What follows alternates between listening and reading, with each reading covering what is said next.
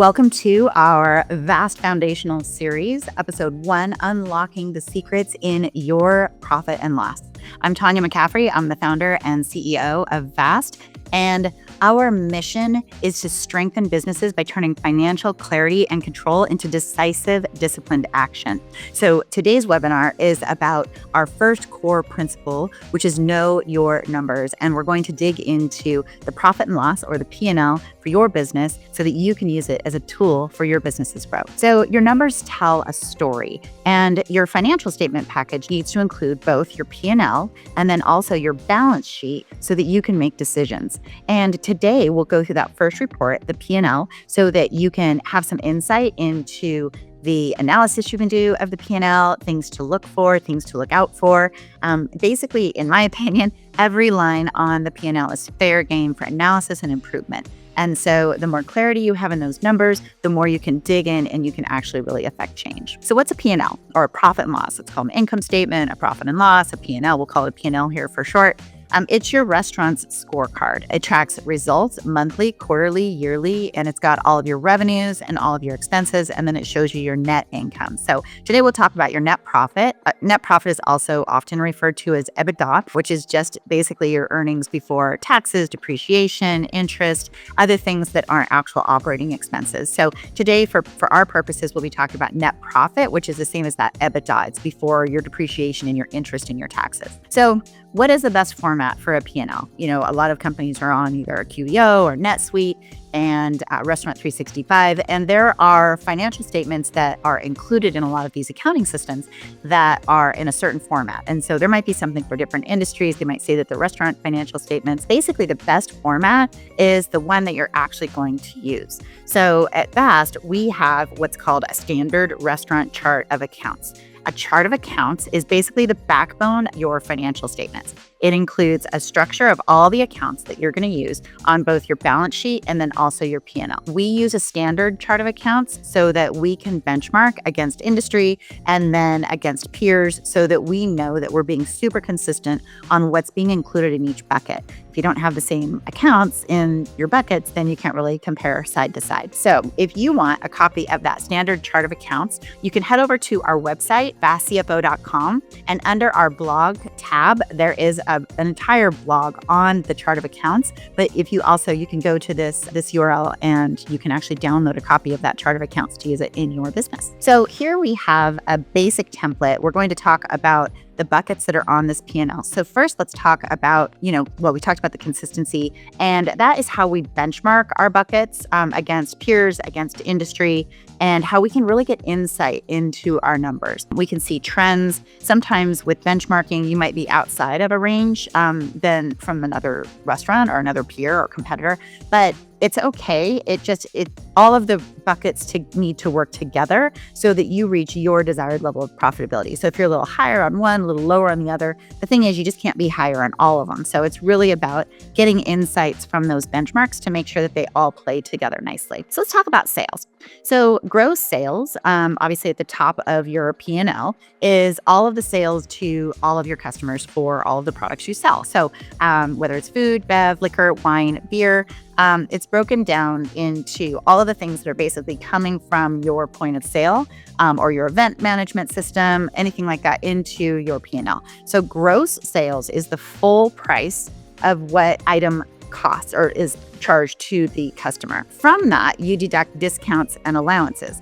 Discounts and allowances include things like employee meals, comps for didn't like or return to kitchen, anything like that, comps for friends and family, influencers, whatever you're comping off in the restaurant. It also includes promotions. So the thing about discounts is sometimes you need to change some of your benchmarks depending on how you ring in your promos. So if you have like a BOGO, a buy one, get one free, or you have a promotion where you've got a coupon or points or something like that, where you're comping off a certain amount, those are usually really easy to ring up separately in your point of sale as an actual discount or comp.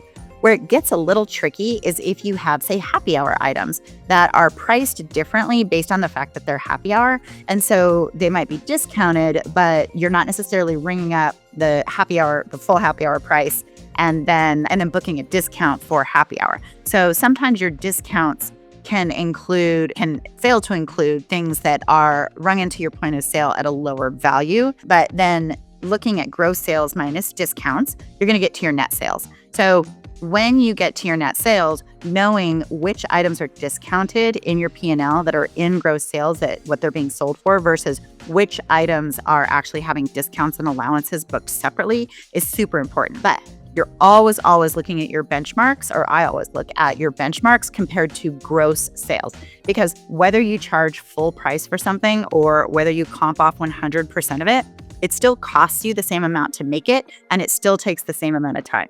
So you want to make sure that you're always, as you're benchmarking in your restaurant, you're looking at your gross sales and not net sales when you're looking at your targets. So below our sales, or below our net sales, we have our prime costs. So our prime costs are our cost of goods sold and our labor in a restaurant. So those together make up our prime cost, which is the largest expense group in our P&L. For COGS, you can usually see a target between 28 and 32%. I have clients that are lower, I have clients that are higher. It depends on the menu engineering within your restaurant, the type of food you're serving, the price point for your item. So really, COGS as a general rule, you're looking at 28 to 32%.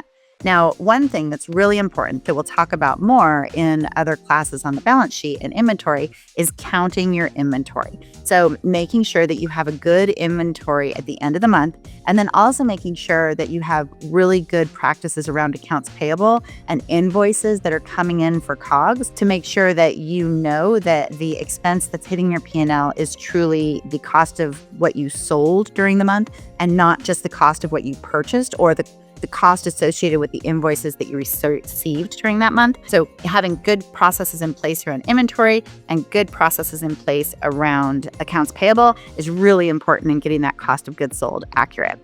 Your other prime cost is your labor. So labor can range at the high end from 30 to 35%. I have plenty of clients that are below that in either quick serve or counter service restaurants, or honestly in restaurants that have super high sales in more urban markets or higher traffic areas. You can see all the way 22 to 25%. So labor at the very high end would be 30 to 35% or better or lower. Your labor at this benchmark is including all of your burden. Burden on payroll is all the cost that doesn't actually just get paid out. So that includes your payroll taxes that you're incurring as the employer on top of labor. It includes your employee benefits. So whether you're offering health insurance, dental insurance, 401k plan with matching, AFLAC, things like that, those are things that are the burden to the employer. Something else we also include in the burden are the payroll processing fees. So those are things that you want to include in your full burdened labor number, and all of those should fit nicely into max 30 to 35%. Now, if you want to go to the next level, you can have a P&L that just has total revenue, total COGS, total labor. What's better and what's a next up level from that is to break these down into their parts. So you would want to show revenue by category: food, beer, wine, liquor, NA Bev, and retail, and then COGS in the same, cost of goods sold in the same categories. Why?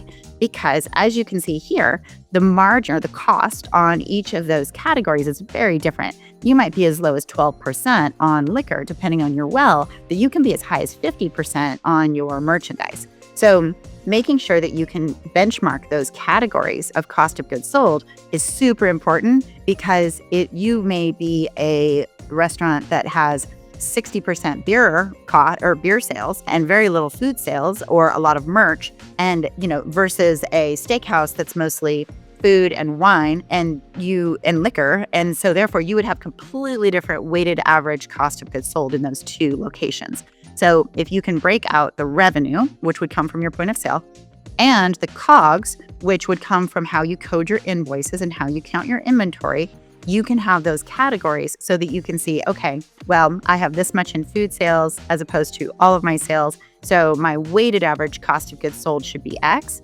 And you can also look at each category to make sure that it's falling within the range you expect. So for food, you'd be looking at, say, 28 to 35%.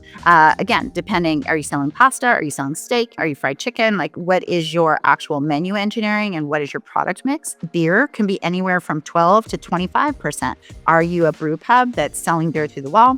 Are you a restaurant that's buying kegs from your local distributor? So that can fluctuate wildly. Wine, in a lot of cases, you basically, I have a lot of clients that'll sell the glass of wine for the cost of the bottle. So you're looking at, depending on the size of your pour, anywhere from 20 to 25%, 25-ounce bottle. There's usually, if you're doing like a anywhere from 5 to 8 ounce pour, you can do the math on what your wine COGS would be. Liquor, depending on your higher end well, or, is going to be a little bit higher food cost. 12 to 20% is really, a pretty big range, but you can engineer your cocktail program around what you want to target for your liquor COGS. NA Bev, Cokes, sodas, teas, etc., coffee, a little higher. It's not usually a large portion of sales unless you're more like a fast food, quick serve type thing with a lot more non-alcoholic beverage sales. And then retail can be 45 to 50. All the swag, growlers, mugs, t-shirts, hats, anything that you've got that is merch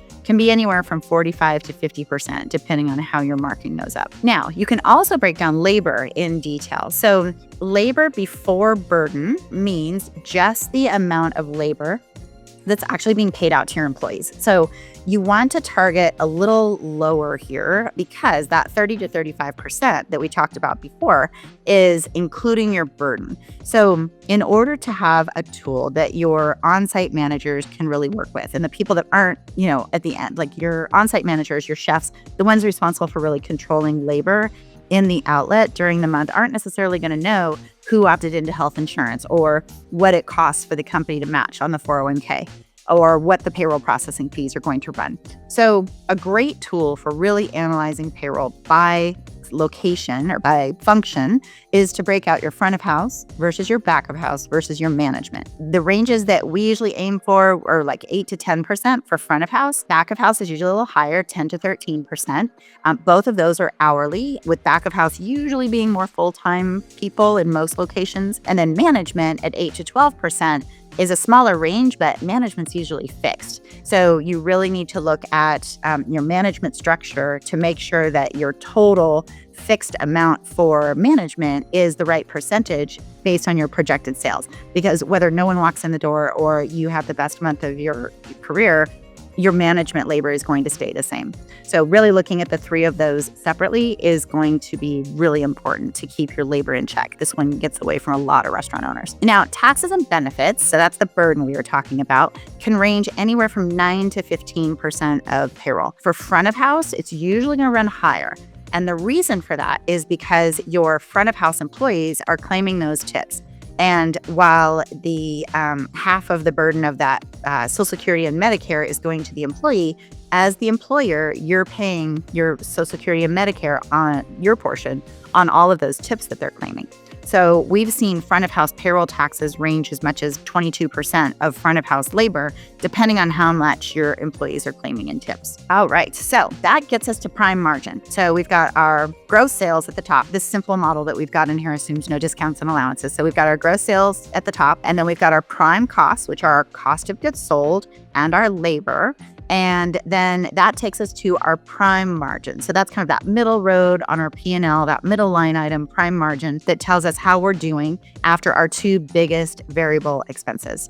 So now, based on our standard chart of accounts, we have several buckets that are below prime margin that are also fair game for analysis in a financial statement or in a P&L for a restaurant. So the first bucket right below prime margin is direct operating expenses.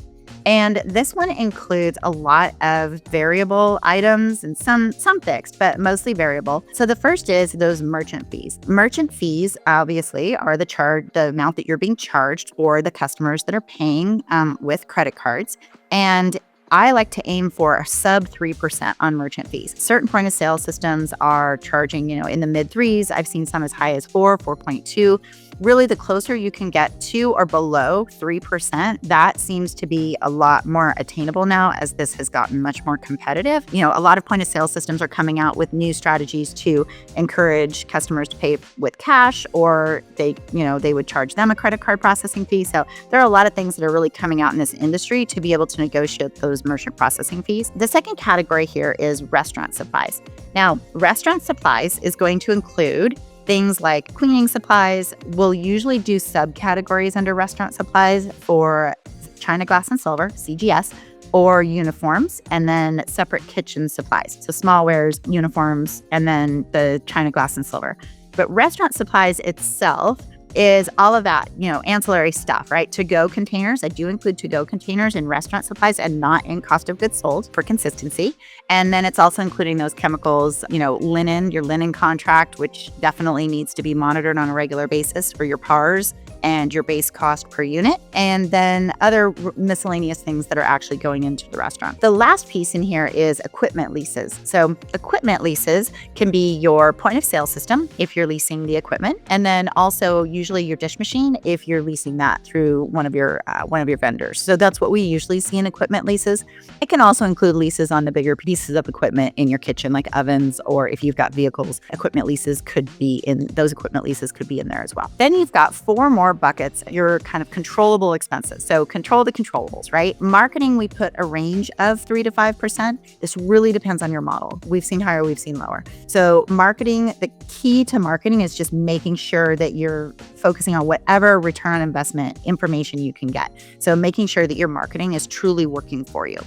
The second piece, utilities. Unfortunately, not totally controllable, but there are ways to look at this expense. Do you have a wood-burning pizza oven in your location?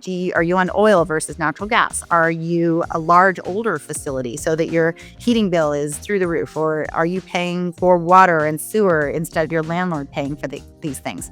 So really looking at your utilities and seeing if there are any opportunities to change that. The next is other controllables, also known as general and administrative expenses, so G&A expenses. This includes everything from insurance, accounting, taxes and licenses, dues and subscriptions, office supplies. The key to this is really having an idea of what those numbers should run. So it can be anywhere from 3 to 10%, depending on, if you outsource things, you have professional services that you're paying, legal fees that you're paying. But looking at each of those line items and really digging into what's in there. Office supplies, for example. Are there Amazon charges you can't identify? Just really looking at what's hitting each of these line items and making sure that there's no redundancies, no abuse, and that you're renegotiating things like insurance just to keep things really lean.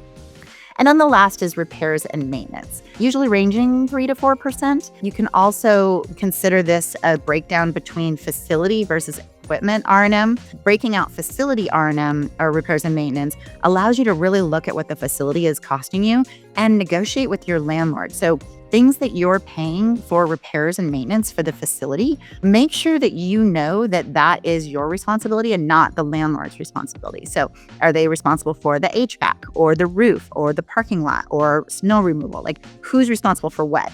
And then R&M on equipment is a way to really focus on what your equipment is costing you. Sometimes in a restaurant, it's hard to, rip off the Band-Aid and buy that new big piece of equipment. But if your walk-in is failing, often, or your oven is not working, or you've got issues in the kitchen, that's going to cost you a lot more than buying that new piece of equipment. So really monitoring that equipment repairs and maintenance to make sure that it makes sense. Right? Occupancy is another bucket down in your expenses that can really sneak up on you. So we aim for our clients to be between 5 and 7% rent occupancy on gross sales. There's a lot of people that believe that up to 10% is great, but I just really feel like once you get to 10%, you have to be so strict on the other budgets on your P&L. It just puts so much pressure on you as the business owner.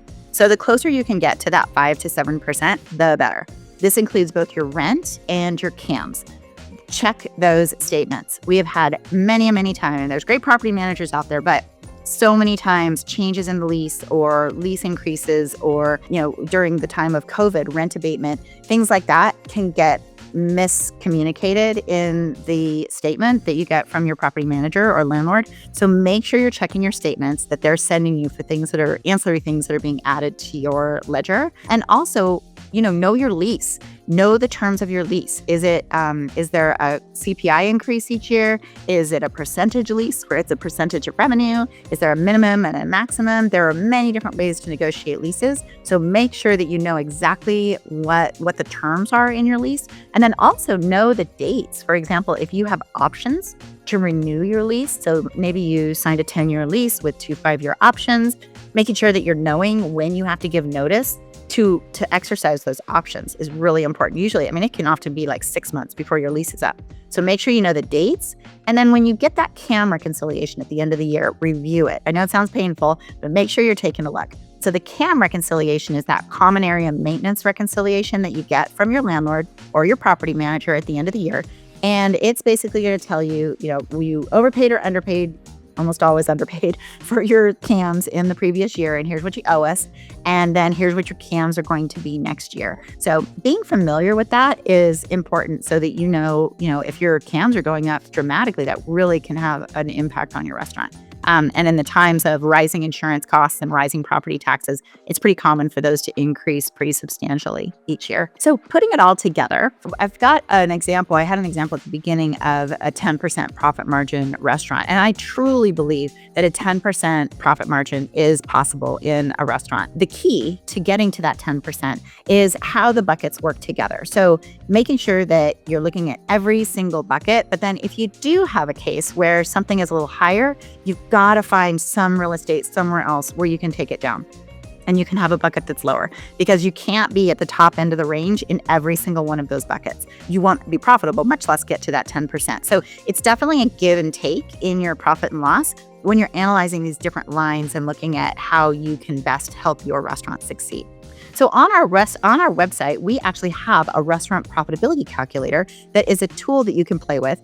And you basically can take the standard chart of accounts and translate your financials into that, and then plug in the different buckets to see if you were to move the levers, how you can get that, the profitability that you want in your restaurant. But it definitely shows you what the effect of one change versus, if something's a little higher, what would be the effect of changing some of the other buckets so that you can get to a net profit margin that feels good for you. So want help making sense of your numbers? I am offering a free strategy session to any businesses that would like to dig into their numbers and understand their financial statements a little bit better. I would love to talk to you about your financials and take a look and provide some recommendations on how you can make your restaurant even better, even stronger. Feel free to reach out at Tanya@vastcfo.com.